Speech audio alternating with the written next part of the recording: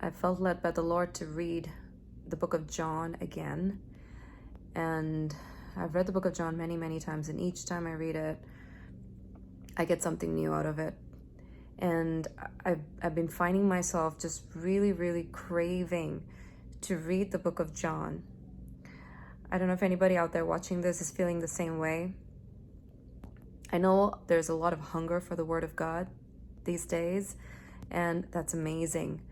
And I think, personally, I think I am especially hungry to read the book of John over and over, probably because I'm hungry to know Jesus more deeply. And the book of John, for me, reveals Jesus in a very beautiful way. And so I feel so close to him every time I read it. Anyway, so I was reading chapter 8 of the book of John, and this is where we read about the woman who was caught in the act of adultery. We see that the scribes and the Pharisees brought her, right, while Jesus was talking to people in the temple complex, teaching them. They brought this woman and made her stand in the center of the temple complex. So I think they mention it's a court. It's like I don't know, I imagine it to be like this open area with a lot of people sitting around there, and Jesus there, at the pulpit, and he's teaching everyone. And then there she is. She's been placed right in the middle with all eyes watching her, and everyone just waiting to see what she was accused of and how she was going to respond and how Jesus was going to respond to all of this. And this is important to visualize, because many times in life we feel as though we have been pushed to the center of the room with all eyes watching. And sometimes we feel like we've been pushed into a room with nobody watching, but you just feel so alone where you are. And you feel condemned, you feel accused, and you're going through all these things. And now you feel like you have to fix it. You have to fix all of it, but you don't know where to begin. Have you ever felt that way? And, but here, I'm sure the woman felt trapped. And she didn't know how Jesus was going to respond to her. But very soon, as we read this chapter, we'll find out that she was set free by Jesus. Jesus stood up for her so powerfully, so beautifully. Not in a super dramatic way, and yet it was still dramatic. Jesus' ways were amazing. We know that he drew something with his finger. Twice he did that. And he didn't say a word to the Pharisees and the scribes except reminding them that, hey, if you think you haven't sinned, then go ahead and cast a stone. Because they wanted to stone her according to the law of Moses for what she had done. So Jesus said, well, if you're without sin, then go ahead and be the first one to throw a stone at her. And nobody did. And this is the part that really, really caught my attention. John chapter 8, verse 18 onwards. Then he stooped down again for the second time and continued writing on the ground. When they heard this, they left one by one, starting with the older men. That was an interesting detail there. Starting with the older men, they left one by one. And this is my favorite part right here. Only he, Jesus, was left with the woman in the center. This part gets me every time. Because we have to see ourselves with Jesus just like this, alone with him in the center. So that everyone, every thought, every word, every accusation, every fear, everything disappears, and all you can see and experience is Jesus right in front of you. That must be our experience when we read the Word of God and when we sit in His presence, when we go about our day. This must be our experience. If we are not experiencing Jesus this way, or if we're not seeing this every time we sit down with the word, if this is not the picture that comes to our mind, then I think we have to dig into, not dig into, but we got to figure out, we have to get to the bottom of that and see ourselves as this woman alone with Jesus in the center of this room. And then when Jesus stood up, he said to her, "Woman, where are they? Has no one condemned you?" "No one, Lord," she answered.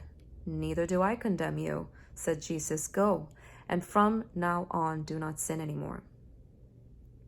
What's interesting is we try to listen to what Jesus is telling us while we're still going through chaos, while we're still in the middle of problems, while we're still in the middle of confusion. A lot of times in life, we may not be able to run away from those things. Like, we cannot decide sometimes to put aside these things for a day or two or a couple of weeks. And then, when we feel all good and better, we'll get back to those things and deal with them then. No, a lot of times they travel along with us in life, right? And so then what do? Well, we do what we see here in this chapter. We have to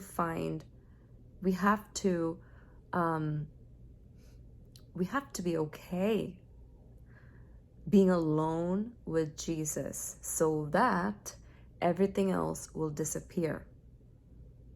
This is the only way to live. I'm learning this more and more and more. Jesus very often said that he is the good shepherd. And when we read John, I think it's in chapter 10 and 11, in many places he says it, he says he is the good shepherd. And then he says, "My sheep hear my voice, and they know me, and they follow me." Okay, so my sheep, they hear my voice, they know me, and then they follow me.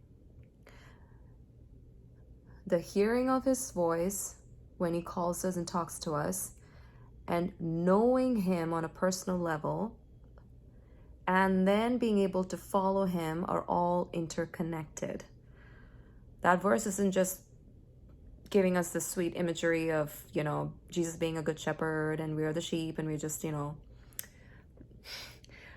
that's nice. That's a good image. But it's more than that. It's deeper than that. It tells me that in knowing him and in learning more and more to hear his voice, and in knowing him even more, we're able to follow him. That's how our fruit, we know that our tree is good. And when our tree is good, we can trust that our fruit will be good. But most of the time, we're fighting, striving to make a fruit good,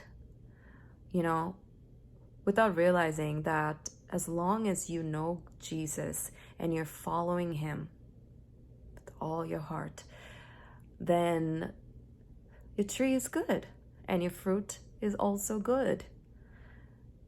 Well, then how come I don't see good fruit then?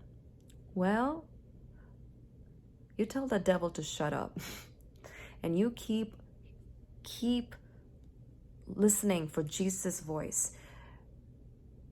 Keep telling yourself, whether your feelings tell you this or not, you are left alone. This is perfect. Whatever you're going through is perfect, because now you're alone in the center of the room with Jesus. It's just the two of you. This is the best place to be. You will hear his voice. You will know him more deeply. You will follow him. The fruits will follow automatically, because now your tree is good. When we say yes to Jesus, this is what happens. Otherwise, think about it. Why would Jesus tell this woman right after this incident? Why would he tell her, "Hey, I don't condemn you either. Now go and don't sin anymore"? Sounds like such a simple thing, right? Well, Jesus is looking for commitment. Jesus is looking for that deeper relationship with him, you know. But we always think, well, we have to constantly try to prove ourselves right. We have to constantly try to prove something to Jesus. There's nobody in this universe who knows us more already than Jesus. Okay, there's nothing more that we need to try to prove to him or anything like that. Let's just stop with the striving. Let's just lean in closer to him so that we can listen to him whispering things into our ears. I love this. I just love that she was left alone with Jesus. And I think that was Jesus planned that all along, you know? Like he planned, like, I'm just gonna ask this one question, and pretty soon they'll all walk out of here and I'll be alone with her. And then I can talk to her and deal with her problems, and she will be set free. It's as simple as that. It's always simple with Jesus. We tend to complicate things a lot. Anyway, I wanted this to be under 10 minutes, but it's about 11 minutes. It's okay. But I'm glad I am putting this out there. So if you're watching this, I appreciate you for watching. Please subscribe and like this video. It would mean a lot to me. I'll be back with, more treasures from the book of John. I know it's gonna come because this is my third round of reading the book of John just within, I don't know, the last month or so. And it's just packed with Jesus, and just this sweet, beautiful side of Jesus. Not that other chapters don't reveal this and other books don't reveal this side of Jesus, but John, oh my goodness, this book just really touches my heart. Anyway, have a great day.